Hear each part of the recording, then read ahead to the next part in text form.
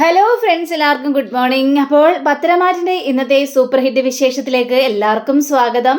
അങ്ങനെ നമ്മുടെ അനിയും ആദർശും കൂടി മൂർത്തീസ് കമ്പനിയിൽ എത്തിയിരിക്കുകയാണ്. അപ്പോൾ MD കസാര കണ്ടു കഴിഞ്ഞപ്പോഴേക്കും ഏട്ടാ ഇനി ആ ഉദ്ഘാടനം അങ്ങോട്ട് നിർവഹിച്ചാട്ടെ, പോയി MD കസാര ഇരുന്നാട്ടെ എന്നൊക്കെ പറഞ്ഞപ്പോഴേക്കും എടാ എനിക്ക് MD കസാരയിൽ ഇരിക്കാനായിട്ട് ഒരു താല്പര്യമില്ലടാ, ഞാൻ അവിടെ നിന്ന് എണീറ്റ് പോയതല്ലേ, ആ സമയത്ത് എനിക്ക് അവിടെ ഇരിക്കണമെന്ന് ഇപ്പോൾ ഒരു താല്പര്യവും തോന്നുന്നില്ല. ആഹാ, അത് പറഞ്ഞാലൊന്നും ശരിയാവില്ല, ഞാൻ MD കസാരയിൽ ഇരിക്കാനൊന്നും പോകുന്നില്ല. ഞാനേ ഈ തലവേദനയിൽ നിന്ന് എങ്ങനെയെങ്കിലും ഒഴിഞ്ഞിരിക്കുകയാണ്. ആ സമയത്ത് വീണ്ടും ഏട്ടൻ എന്നെ കൊണ്ട് MD കസാരയിൽ ഇരുത്താന്ന് നോക്കണ്ട ആദർശേട്ടാ, ഇതേ ആദർശേട്ടനുള്ള പറഞ്ഞിട്ടുള്ള കസാരയാ, അതുകൊണ്ട് അവിടെ തന്നെ അങ്ങോട്ട് ഇരുന്നാൽ മതി.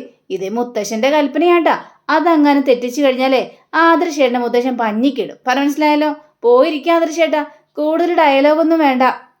അങ്ങനെ ആദർശ് അനയുടെ നിർമ്മിതൽ പ്രകാരം അവിടെ പോയിരിക്കുക. അവിടെ പോയി ഇരുന്ന് കഴിഞ്ഞപ്പോഴേക്കും ആഹാ എന്ത് രസം ആദർശേട്ടൻ ആ കസാലിരിക്കുന്നത് കാണാനായിട്ട്.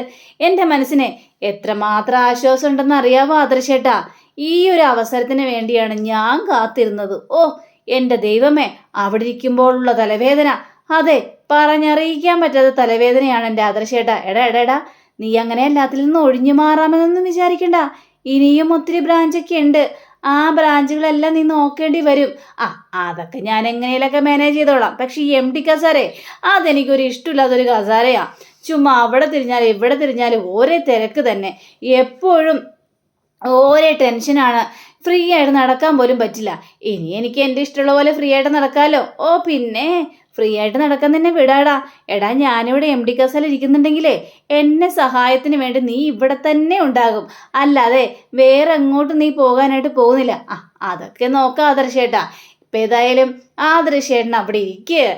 എനിക്ക് ഒത്തിരി തലവേദനകളൊന്നും വെച്ച് വെക്കാൻ പറ്റില്ല. ബിസിനസ്, അത് ഇത് മീറ്റിങ്, എൻ്റെ അമ്മോ MD കസാര എന്ന് പറഞ്ഞു കഴിഞ്ഞാലേ അത് വല്ലാത്തൊരു തലവേദന തന്നെയാണ് ആദർശേട്ടാ. അതുകൊണ്ട് എനിക്ക് പറ്റില്ല, ആദർശേട്ടൻ അവിടെ തന്നെ ഇരിക്കുന്നതാണ് അതിൻ്റേതായ ഒരു ഗമ എന്നും പറഞ്ഞുകൊണ്ടാ ഇങ്ങനെ നിൽക്കുന്നത്. പിന്നീട് കാണിക്കുന്നത് നമ്മുടെ നവ്യാണ്. അപ്പോൾ നവ്യാണെങ്കിൽ എന്തൊക്കെ ഇങ്ങനെ ചിന്തിച്ചുകൊണ്ടിരിക്കുകയാണ്, ഓരോ പ്രശ്നങ്ങളും വന്നുകൊണ്ടിരിക്കുകയാണല്ലോ എന്നൊക്കെ ആലോചിച്ചുകൊണ്ട്. അപ്പോൾ അതാ വരുന്നടാ അഭി. അപ്പം അഭിയെ ചോദിക്കുകയാണ്, നീ എന്താണ് അഭി ഇങ്ങനെ ഇരിക്കുന്നത്, നിനക്ക് എന്തെങ്കിലും സങ്കടം ഉണ്ടോയെന്നൊക്കെ ചോദിച്ചപ്പോഴേക്കും എങ്ങനെ സങ്കടപ്പെടാതിരിക്കും, ഇവിടെ കിടന്ന് ഓരോ കാട്ടായങ്ങളും കാണിച്ചു കൂട്ടുകയല്ലേ, അപ്പോൾ പിന്നെ സങ്കടം വരാതിരിക്കോ, മനസ്സിൽ ഓരോരോ ടെൻഷനാണ്. ഇപ്പോഴത്തെ ആദർശും നയനയൊക്കെ തിരിച്ചു വന്നിരിക്കുകയല്ലേ, അതിൻ്റേതായ ഒരു സങ്കടത്തിൽ തന്നെ ഇരിക്കുന്നു. അതേടി, പക്ഷേ ഞങ്ങളൊന്ന് തീരുമാനിച്ചിട്ടുണ്ടല്ലോ, അവന്തികയുടെയും അനിയുടെയും കല്യാണം നടത്തണമെന്ന്. അതെങ്ങനെയെങ്കിലും നടത്തണം, ആ കല്യാണം നടന്നേ മതിയാവുള്ളൂ. അനിയുടെ MD സ്ഥാനം പോയെങ്കിലും അവന്തികയും അനിയുമായിട്ടുള്ള കല്യാണം ഇവിടെ നടന്നാൽ മാത്രമേ ചില തീരുമാനങ്ങൾ നമ്മൾക്ക് എടുക്കാനായിട്ട് സാധിക്കുള്ളൂ. നിനക്ക് പറഞ്ഞ മനസ്സിലായല്ലോ? പറഞ്ഞ് മനസ്സിലായി, എല്ലാം മനസ്സിലായി. ശരി എങ്കിന്നേ ആ കല്യാണം നടക്കാനായിട്ട് എങ്ങനെയെങ്കിലും ഒന്ന് പ്രാർത്ഥിക്കുക എന്നും പറഞ്ഞുകൊണ്ട് അഭി അവിടെ നിന്ന് പോയി കഴിഞ്ഞപ്പോഴേക്കും നവ്യാണെങ്കിൽ ഇല്ലടാ, അങ്ങനെ അവന്തികയെ അനിയുടെ തല വിൽക്കാമെന്ന് നീ നോക്കണ്ട. എന്തൊരു ഇൻട്രസ്റ്റാ അവന്തികയുടെയും അനിയുടെയും കല്യാണം നടക്കാൻ വേണ്ടി. ഇല്ലടാ, ഞാൻ ഏതായാലും ഈ കല്യാണത്തിന് കൂട്ടു നിൽക്കില്ല. അവന്തികയുടെ മനസ്സിലിരിപ്പ് എന്താണെന്ന് എനിക്ക് കണ്ടുപിടിച്ചേ മതിയാവുള്ളൂ. അവള് യഥാർത്ഥത്തിൽ ഏത് പക്ഷത്താണ് എന്നെനിക്ക് മനസ്സിലാക്കിയേ പറ്റുള്ളൂ. ഇവൻ്റെ പെങ്ങളല്ലേ, അത്ര പെട്ടെന്നൊന്നും സ്വഭാവം മാറാനായിട്ട് പോകുന്നില്ലല്ലോ. അപ്പം എനിക്കിത് കണ്ടുപിടിച്ചേ മതിയാവുള്ളെന്നൊരു ഉറച്ച തീരുമാനത്തിൽ നിൽക്കുകയാണ് നമ്മുടെ നവ്യ. അങ്ങനെ പിന്നീട് ഈ അനിയെ കാണിക്കുകയാണ്. അപ്പോൾ അനിയാണെങ്കിൽ നന്ദുവിനെ വിളിക്കുക. അപ്പോൾ നന്ദുവിനെ വിളിച്ചു കഴിഞ്ഞപ്പോഴേക്കും എടീ ഇന്ന് നിശ്ചയം നടത്താനായിട്ട് പോവാടി, എങ്ങനെയെങ്കിലും നീ അതൊന്നും മുടക്കാനായിട്ടുള്ളൊരു വഴി പറഞ്ഞതാ, എങ്ങനെയെങ്കിലും ഇത് മുടക്കിയേ മതിയാവുള്ളൂ. എൻ്റെ തലയിൽ ഒരു ബുദ്ധിയും കിട്ടുന്നില്ല. ഞാനെങ്ങനെ മുടക്കാനാടാ? ഇപ്പം ഞാനാണ് ഇതിനെ പിന്നിലൊക്കെ അറിഞ്ഞു കഴിഞ്ഞാൽ വലിയ പ്രശ്നമാവും. നീ എങ്ങനെയെങ്കിലും ഇത് മുടക്കണം, എനിക്ക് ഇതിനോട് യാതൊരു താല്പര്യമില്ല. ഈ നിശ്ചയം കഴിഞ്ഞു കഴിഞ്ഞാലേ കല്യാണത്തിൽ നിന്ന് പിന്മാറാൻ പറ്റില്ല, അത് പിന്നെ കല്യാണം വരെ മുന്നോട്ട് പോകും. എന്നാ പോട്ടെ, നീ അവളെ കല്യാണം കഴിക്കതേ നന്ദു, എനിക്കതൊന്നും പറഞ്ഞ ഇഷ്ടമല്ല കേട്ടോ. ഒരു ആശ്വാസവാക്ക് പറയാൻ വേണ്ടിയാണ് നിന്നെ ഞാൻ വിളിച്ചത്. അപ്പോൾ അവൾ പറഞ്ഞു കേട്ടില്ലേ കല്യാണം കഴിക്കാനായിട്ട്, അങ്ങനെ പറയിപ്പിക്കാനാണോ ഞാൻ നിന്നെ വിളിച്ചത്? നന്ദു, നീ എങ്ങനെയെങ്കിലും പറഞ്ഞതാ, എനിക്ക് ഈ കല്യാണത്തിനോട് യാതൊരു താല്പര്യമില്ല, എനിക്കാകെ ടെൻഷൻ തോന്നുന്നു. നീ ഇങ്ങനെ ടെൻഷൻ അടിക്കല്ലേ, നമുക്ക് നോക്കാം എന്തെങ്കിലും ഒരു വഴി കാണുമെന്ന്. പക്ഷേ ഈ അവന്തിക്ക് ഇതിൽ നിന്നൊന്നും പിന്മാറിയില്ലെങ്കിൽ ഇപ്പം എന്ത് ചെയ്യാനാണ്? എന്തെങ്കിലും ചെയ്തേ മതിയാവുള്ളൂ. ഞാൻ ഏതായാലും അവന്തിയെ കല്യാണം കഴിക്കൂലെന്ന് പറഞ്ഞാൽ കല്യാണം കഴിക്കില്ല. അതിനിപ്പോൾ എന്തൊക്കെ സംഭവിച്ചാലും ശരി എന്നൊക്കെ നന്ദുവിനോട് പറയാണ്. അങ്ങനെ ശരിയടാ എന്നും പറഞ്ഞുകൊണ്ട് ഫോൺ വയ്ക്കുക. അങ്ങനെ പിന്നീട് കാണിക്കുന്നത് ദേവയാനിയാണ്. അപ്പോൾ ദേവയാനിയാണെങ്കിൽ ഈ നയനക്കുള്ള പാലെടുത്തോണ്ടിരിക്കുക. അതിൽ കുറച്ച് കുങ്കുമപ്പൂവൊക്കെ ഇടുകയാണ്. അപ്പം നയന ഇതെല്ലാം കാണുക. അപ്പോൾ നയനയ്ക്ക് ഇതെല്ലാം കണ്ടു കഴിഞ്ഞപ്പോഴേക്കും വളരെയേറെ സന്തോഷം തോന്നുകയാണ്. അമ്മേ എന്ന് പറഞ്ഞിട്ട് വിളിച്ചുകൊണ്ട് അങ്ങോട്ട് ചെല്ലുകയാണ്. ആ മോളെ, നിനക്ക് കുടിക്കാനുള്ള പാലേ ഞാൻ അതേ കുങ്കുമപ്പൂട്ട് എടുത്തിട്ടുണ്ട്. ഈ പാല് മുഴുവനും കുടിക്കണേ. കുറേ നാളായില്ലേ മോളെ ഇങ്ങനെയൊക്കെ ഞാൻ തന്നിട്ട്. എൻ്റെ മനസ്സിനിപ്പോൾ വല്ലാത്ത സന്തോഷമുണ്ട്. പിന്നെ ഫ്രിഡ്ജിനകത്ത് കുറച്ച് ഫ്രൂട്ട്സും ഉണ്ട്. ആ ഫ്രൂട്ട്സ് മോള് വേണമെങ്കിൽ റൂമിൻ്റെ കൊണ്ട് വെച്ചോ. എന്നിട്ട് രാത്രിയാകുമ്പോൾ എപ്പോഴെങ്കിലും വിശപ്പോ ദാഹമൊക്കെ തോന്നുകയാണെങ്കിൽ ഫ്രൂട്ട്സ് മുറിച്ച് കഴിക്കാമല്ലോ. അങ്ങനെ വേണമെങ്കിലും ചെയ്യാമല്ലോ. വേണ്ടമ്മേ, എനിക്ക് അങ്ങനെയൊന്നും തോന്നൂല. എനിക്ക് അങ്ങനെ തോന്നേയില്ല അമ്മേ. അമ്മ എനിക്കിപ്പോൾ പാലൊക്കെ തരുന്നുണ്ടല്ലോ, അത് തന്നെ വളരെയേറെ ആശ്വാസം. പിന്നെ മോളെ, നീ ഉറക്കൊഴിച്ചൊന്നും നിൽക്കണ്ട. പെട്ടെന്ന് പോയി കിടന്ന് ഉറങ്ങാനായിട്ട് നോക്കിക്കോ. ഇവിടെ ഇന്ന് ആർക്കും ഉറക്കമില്ല. അതെന്താ ഇവിടെ നിന്ന് ആർക്കും ഉറക്കമില്ലാത്തത്? അർജന്റീനയും ഫ്രാൻസും തമ്മിലുള്ള കളികളല്ല നടക്കാനായിട്ട് പോകുന്നത്. ആ സമയത്തെ ഇവിടെ ആർക്കും ഉറക്കം ഉണ്ടാകാനായിട്ട് പോകുന്നില്ല. ആദർശും മുത്തശ്ശനും പിന്നെ അനിയും എല്ലാവരും തകർത്ത് ടി വി കാണുകയായിരിക്കും. അതിന് പിന്നെ അമ്മ അത് മൊബൈലിൽ കണ്ടൂടെ? എന്തിനിപ്പോൾ ടി വി കാണുന്നത്? മൊബൈലിൽ കണ്ടാലൊന്നും അതിൻ്റെതായ ഒരു ത്രില്ലില്ലെന്ന് അവർ പറയുന്നത്. അതുകൊണ്ട് ബിഗ് സ്ക്രീനിൽ തന്നെ അവർക്കത് കാണണം. അതുകൊണ്ട് ഹാളില് ഭയങ്കര തിരക്കും ഒച്ചപ്പാടും ബഹളമൊക്കെ ആയിരിക്കും എല്ലാവരുടെയും. അതുകൊണ്ട് ഉറക്കമൊന്നും ഉണ്ടാവില്ല. പിന്നെ ആദർശും മുത്തശ്ശനൊക്കെ ഇത് അർജന്റീന ഫാൻസാ. അപ്പോൾ അവർ ജയിക്കണ വരെ ഇവരിങ്ങനെ കളി കണ്ടോണ്ടിരിക്കും. ഒരു ഗോൾ അടിച്ചു കഴിഞ്ഞാൽ പിന്നെ ഈ വീട് കിടന്ന് തലകുത്തി മറിയുന്നത് പോലെ ആയിരിക്കും അവരുടെ അഭ്യാസങ്ങളും കാര്യങ്ങളൊക്കെ. ഇവർ രണ്ടുപേരെ അർജന്റീന എന്ന് പറഞ്ഞ ചാവും എന്ന രീതിയിൽ തന്നെ പറയാണ്. അത് കൊള്ളാലോ, ഇത്രക്കും ഭ്രാന്തായിരുന്നോ? ഞാൻ വിചാരിച്ച് ഫുട്ബോൾ ഭ്രാന്തൊന്നും ഇല്ല എന്ന്. ഇതുവരെ ആദർശമായിട്ട് അങ്ങനെയൊന്നും പറഞ്ഞിട്ടില്ലല്ലോ. പറയില്ല. പക്ഷേ അവരുടെ കളി വന്നു കഴിയുമ്പോഴല്ലേ ഇവരുടെ സ്വഭാവമൊക്കെ മാറുന്നത്. മോൾ ഏതായാലും ചെല്ല് കേട്ടോ എന്നും പറഞ്ഞുകൊണ്ട് നമ്മുടെ നയനയെ പറഞ്ഞു വിടുക. അങ്ങനെ നയന നേരെ ആദർശിൻ്റെ അടുത്തേക്ക് ചെല്ലുക. അപ്പോൾ ആദർശ് അവിടെ റൂമിലിരിക്കുന്നുണ്ടായിരുന്നു. ആദർശേട്ടാ, അമ്മ എനിക്ക് പാല് തന്നു വിട്ടിരിക്കുക. ഇതിൻ്റെ ഉള്ളിലേ പൂവും കലക്കിയിട്ടാ. കുറേ നാളായാലും ഇങ്ങനെയൊക്കെ തന്നിട്ട് എന്നും പറഞ്ഞുകൊണ്ടാണ് തന്നത്. അതേതായാലും കൊള്ളാലോ നയനെ എന്ന് പറഞ്ഞപ്പോഴേക്കും, അതെ ആദർശേട്ടന് ഇത് പകുതി കുടിച്ചിട്ട് വേണം എനിക്ക് തരാനായിട്ട്. നമ്മൾ കുറേ നാളുകൾ കൂടി ഈ വീട്ടിലേക്ക് കടന്നു വരികയല്ലേ. അപ്പോൾ ആദർശേട്ടൻ ഇത് പകുതി കുടിക്കണം. ഞാനെന്തിനാ പകുതി കുടിക്കുന്നത്? ഇത് നിനക്ക് തന്ന പാലല്ലേ, അപ്പം നീയല്ലേ കുടിക്കേണ്ടത്. അതൊന്നും പറഞ്ഞാൽ പറ്റില്ല. ഇത് ആദർശേട്ടൻ കുടിച്ചേ മതിയാവുള്ളൂ. ഇതെന്തിനാ ഞാൻ കുടിക്കുന്നത്? നമ്മുടെ ഫസ്റ്റ് നൈറ്റൊക്കെ കഴിഞ്ഞതാ. അയ്യടാ, ഫസ്റ്റ് നൈറ്റൊക്കെ കഴിഞ്ഞതാ. ആ ഫസ്റ്റ് നൈറ്റ് വല്ല ഓർക്കുന്നുണ്ടോ എന്ന് ചോദിച്ചപ്പോഴേക്കും, അത് പിന്നെ നമ്മളന്ന് കീരിയും പാമ്പുമായിരുന്നു. അതെ, കീരിയും പാമ്പുമായിരുന്നു. ഇപ്പോഴല്ലേ നമ്മൾ യഥാർത്ഥത്തിൽ പ്രണയിക്കുന്നത്. അപ്പം ഇപ്പോഴാണ് നമ്മുടെ ഫസ്റ്റ് നൈറ്റ് നമ്മൾ കരുതിയാൽ മതി. ആദർശേട്ടൻ ഇതൊന്ന് കുടിച്ചേ എന്ന് പറഞ്ഞ് ആ പാൽ അങ്ങോട്ട് കൊടുക്കുക. പാൽ എന്നിട്ട് ആദർശ് കുറച്ച് കുടിച്ച് കഴിഞ്ഞപ്പോഴേക്കും, അയ്യോടാ ഇത് കുറച്ചല്ലേ കുടിച്ചോളൂ, മതി, നീ ബാക്കി കുടിക്കുക. അങ്ങനെ നയനയും കുടിച്ചോടെ വെക്കുകയാണ്. അല്ല, അമ്മ ഒരു കാര്യം പറഞ്ഞായിരുന്നല്ലോ, നിങ്ങളൊക്കെ വലിയ ഫുട്ബോൾ ഭ്രാന്താണെന്ന്. അർജന്റീന ഫാൻസ് ആണെന്നാണല്ലോ പറയുന്നത്. അതെ, മുത്തശ്ശനും ഞാനൊക്കെ അർജന്റീന ഫാൻസ് തന്നെയാ. കളി തുടങ്ങിക്കഴിഞ്ഞാലേ പിന്നെ ഞങ്ങൾക്ക് ഭ്രാന്ത് പിടിച്ചതുപോലെയാ. അതുകൊണ്ടാണല്ലോ ഫുട്ബോൾ ടീമിൽ ആരാണ് ജയിക്കുന്നത് അവർക്കുള്ള സമ്മാനം മൂർത്തീസ് കമ്പനി കൊടുക്കുമെന്നൊക്കെ വിളംബരം ചെയ്യാനായിട്ട് പോകുന്നത്. ആ ഒരു രീതിയിലല്ലേ മുന്നോട്ട് പോയിക്കൊണ്ടിരിക്കുന്നത്. ആദർശേട്ടാ, അത് കണ്ടതിൽ വളരെയേറെ സന്തോഷമുണ്ട് കേട്ടോ. എന്നാലും ഇങ്ങനൊരു ഭ്രാന്തുണ്ടെന്ന് ഞാൻ ഇതുവരെ അറിഞ്ഞില്ല. അതും മുത്തശ്ശനും കൂടെ നിൽക്കുന്നു. പിന്നെ എന്നെക്കാലം താല്പര്യമേ മുത്തശ്ശനാ.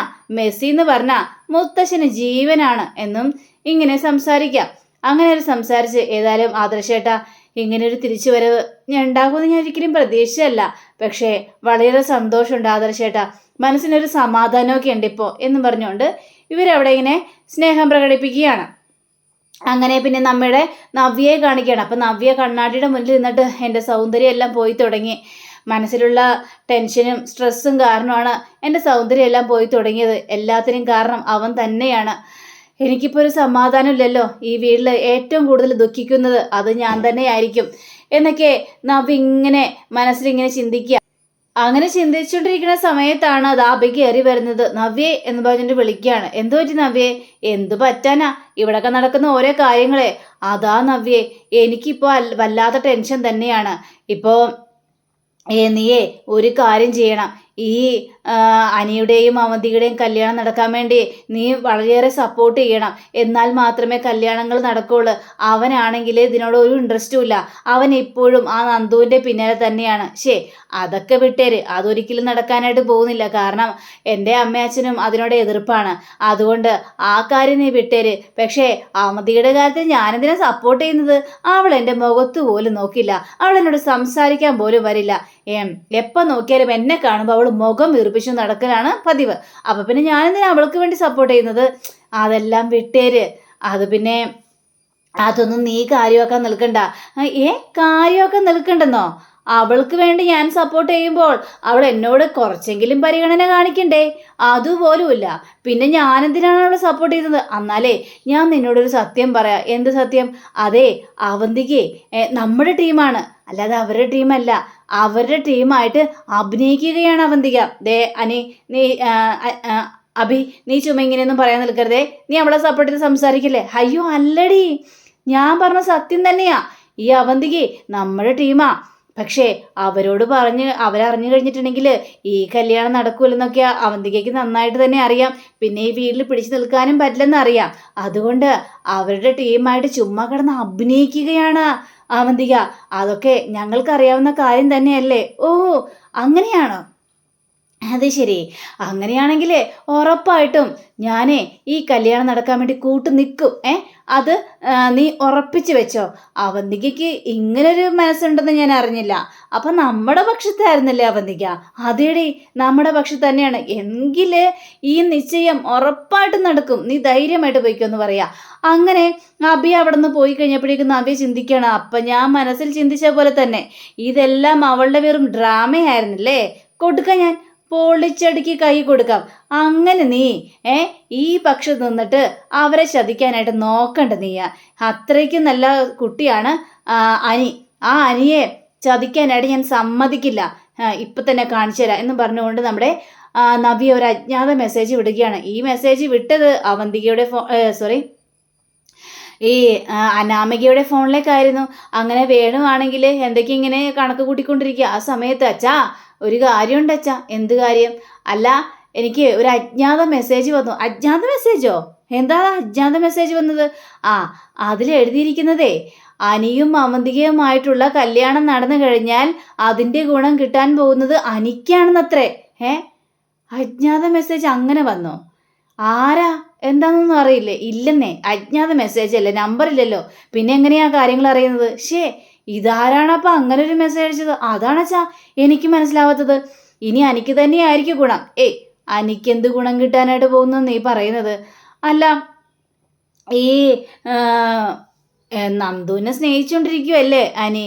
പക്ഷേ നമ്മൾ വിചാരിച്ചതുപോലെ തന്നെ നന്ദുവിനെ സ്നേഹിച്ചുകൊണ്ടിരിക്കുകയാണ് അനി. പക്ഷേ ഈ അവന്തികമായിട്ടുള്ള കല്യാണത്തിന് എന്തിനാണ് അനി തയ്യാറാവുന്നത്? അപ്പം എന്തെങ്കിലും ഗുണം കാണില്ല അവന്. പക്ഷേ എടീ, നമ്മളോട് വക്കീൽ പറഞ്ഞത് എന്താണ്? എത്രയും പെട്ടെന്ന് ഈ നിശ്ചയം നടക്കണം. ഈ നിശ്ചയം നടന്നാൽ മാത്രമേ നമുക്ക് വേണ്ട ഇതിൽ പൈസകൾ കിട്ടുള്ളൂ എന്നല്ലേ പറഞ്ഞത്? ഡിവോഴ്സ് ആകാതെ കല്യാണം നടക്കാനായിട്ട് പറ്റില്ലല്ലോ. പക്ഷേ ഈ വക്കീലിനും നന്ദുവിനെ ഇഷ്ടമാണ് അച്ഛാ. അപ്പോൾ ഈ കല്യാണം നടക്കാൻ വേണ്ടി നമ്മളെ പ്രഷർ ചെലുത്തിക്കും. അപ്പോൾ ഈ കല്യാണം നടന്നു കഴിഞ്ഞാൽ നന്ദുവിനെ വക്കീലിന് കിട്ടുമല്ലോ, അതിനു വേണ്ടിയായിരിക്കും. മോളെ, നീയാ പറഞ്ഞതും സത്യം തന്നെയാണല്ലോ. ഇപ്പം ആരെയും അറിയിക്കാതെയാണ് ഇവർ ഈ നിശ്ചയം നടത്താനായിട്ട് പോകുന്നത്. ഡിവോഴ്സ് കഴിയാതെ നിശ്ചയം നടത്താൻ പാടില്ല. അങ്ങനെ വല്ല അറിഞ്ഞു കഴിഞ്ഞാൽ അത് കേസാണ് അച്ഛാ. ഇതിനേക്കാൾ കുറച്ച് കൂടുതൽ അന്വേഷിക്കണം അച്ഛാ. നമുക്കിപ്പോൾ ഒരു അജ്ഞാത മെസ്സേജ് വന്നിരിക്കുകയല്ലേ, അപ്പോൾ നമുക്ക് അന്വേഷിച്ചേ മതിയാവുള്ളൂ. അങ്ങനെ അനിക്ക് ഗുണം കിട്ടുന്ന ഒരു കാര്യവും നമ്മൾ ചെയ്തു പോകരുത് അച്ഛാ എന്നും കൂടി അവിടെ പറയുകയാണ്. അങ്ങനെ പിന്നീട് കാണിക്കുന്നത് നമ്മുടെ നയന പിറ്റേ ദിവസം രാവിലെ ആയി കഴിഞ്ഞപ്പോഴത്തേക്കും കോലിടുക വളരെ സന്തോഷത്തോടെ. അപ്പം മുത്തശ്ശൻ മേളിൽ നിന്നെല്ലാം കാണുന്നുണ്ട്. മുത്തശ്ശനാണെങ്കിൽ അർജൻറ്റീനയുടെ ജേഴ്സി ഇട്ടുകൊണ്ട് നിൽക്കുക. അപ്പം മുത്തശ്ശൻ ഇത് കണ്ടു കഴിഞ്ഞപ്പോഴേക്കും മുത്തശ്ശിയെ വിളിക്കണം, ഇങ്ങ് വന്നൊരു കാഴ്ച കാണിച്ചു തരാമെന്ന് പറഞ്ഞുകൊണ്ട്. അപ്പോൾ നയന ഇരുന്ന് കോലം വരക്കുന്ന സീനാണ് കാണുന്നത്. ദൈവമേ, ഇത്ര വെളുപ്പിനെ എണീറ്റ് ഈ കൊച്ചിങ്ങനെ കോലം വരക്കേണ്ട ആവശ്യം ഉണ്ടായിരുന്നോ? അതും രാവിലെ തന്നെ കുളിച്ചിട്ട് പനി വരില്ലേ എന്ന് പറഞ്ഞപ്പോഴേക്കും ഐശ്വര്യം വരുത്തുകയല്ലേ നമ്മുടെ നയനമോള്, ലക്ഷ്മിയെ വിളിച്ച് വരുത്തുകയല്ലേ, അപ്പം അതിന് സന്തോഷിക്കുകയല്ലേ വേണ്ടത്. അപ്പം ദേവയാനി വരികയാണ്. ദേവയാനി വന്നിട്ട്, മോളെ പുറത്ത് നല്ല മഴയല്ലേ മോളെ, ആ സമയത്ത് ഇങ്ങനെ രാവിലെ എണീറ്റ് കുളിച്ച് കോലം വരക്കേണ്ട ആവശ്യം ഉണ്ടായിരുന്നോ? ഇതൊക്കെ എൻ്റെ ഒരു സന്തോഷമല്ല അമ്മേ, എത്ര നാളായി ഞാനിതെങ്ങനെയെല്ലാം ചെയ്തിട്ട്, ഇങ്ങനെ ചെയ്യുമ്പോഴേ എൻ്റെ മനസ്സിന് ഭയങ്കര സന്തോഷം തോന്നുന്നു എന്നൊക്കെ പറയാം. എന്നാലും മോൾക്കിപ്പോൾ വയ്യാതിരിക്കുകയല്ലേ, അതൊന്നും കുഴപ്പമില്ല, ഇതൊക്കെ എൻ്റെ സന്തോഷത്തിൻ്റെ ഭാഗമല്ലേ എന്നൊക്കെ ഇങ്ങനെ സംസാരിക്കുകയാണ്. അപ്പോഴേക്കും എന്താ വരുന്നു മുത്തശ്ശനും മുത്തശ്ശിയും. അപ്പോൾ ഇതെന്താ മോള് രാവിലെ എണീറ്റ് കോലം വരക്കുമായിരുന്നല്ലേ? അതെ, ഞാനിപ്പോൾ മോളോട് അത് സംസാരിച്ചുകൊണ്ടിരിക്കുകയായിരുന്നു അമ്മേ. അപ്പം നയനയാണെങ്കിൽ മുത്തശ്ശനെ അടിമുടി നോക്കിയാണ്. മുത്തശ്ശ, ഇതെന്താ മുത്തശ്ശ? അപ്പം മുത്തശ്ശി, മോള് വിചാരിക്കുന്നുണ്ടാവും അല്ലേ ഇങ്ങനെയുടെ കോലത് എന്ത് കോലമാണെന്ന്. ഇങ്ങനെയാ അർജന്റീനയുടെ കളിയൊക്കെ വരാൻ നേരത്തെ ദേ ഇതേപോലെ ഡ്രസ്സുകൾ മേടിച്ചിടും. അതാണ് ഇവിടുത്തെ പരിപാടി. പിന്നെ രാത്രി ആയി കഴിഞ്ഞിട്ടുണ്ടെങ്കിൽ ഒരു മേളമാണ്. പിന്നെ അർജന്റീന എങ്ങാനും ജയിച്ചെന്നറിഞ്ഞു കഴിഞ്ഞാൽ പിന്നെ പറയണ്ട. കുട്ടികളെക്കാളും കഷ്ടമാണതേ മോളുടെ മുത്തശ്ശൻ. അനിയാണെങ്കിലേ ഫ്രാൻസ് ടീമാണ്. അതിങ്ങനെ പറയേണ്ട ആവശ്യമൊന്നുമില്ലല്ലോ. പിന്നെ ആദർശും മുത്തശ്ശനും അതേപോലെ തന്നെ അനിയും കൂടി ഇവിടെ തകർത്ത് ഒരു തരിപ്പണമാക്കും. അതായിരിക്കും. ആദർശേട്ടന് ഇതേപോലെ ഒരു ജേഴ്സി മേടിച്ച് വെച്ചിട്ടുണ്ട്. ഏതായാലും എല്ലാം കൂടി നല്ല രീതിയിൽ തന്നെയാണ് മുന്നോട്ട് പോയിക്കൊണ്ടിരിക്കുന്നത് അല്ലേ? അതേ മോളെ, കളിയെന്ന് പറഞ്ഞു കഴിഞ്ഞാലേ ഞങ്ങൾക്ക് വല്ലാത്തൊരു ത്രില്ല് തന്നെയാ. പിന്നെ കളിയിൽ ഇനിയിപ്പോൾ ആര് ജയിച്ചാലും ശരി, മൂർത്തീസ് കമ്പനിയുടെ വക ആരാണോ ആ ജയിക്കുന്ന ടീമിനെ പറയുന്നത് അവർക്ക് സമ്മാനമായിട്ട് കാർ തന്നെയാണ് കൊടുക്കുന്നത് എന്നും പറയാം. അപ്പം അങ്ങനെയും കാണിച്ചുകൊണ്ടാണ് നമ്മുടെ ഇന്നത്തെ റിവ്യൂ അവസാനിച്ചിരിക്കുന്നത്. അടുത്ത റിവ്യൂവിനെ കാത്തിരിക്കുക, സബ്സ്ക്രൈബ് ചെയ്യുക. എല്ലാവർക്കും നല്ലൊരു ദിനം ആശംസിച്ചുകൊണ്ട് തന്നെ നമസ്കാരം. Thank you. See again. By.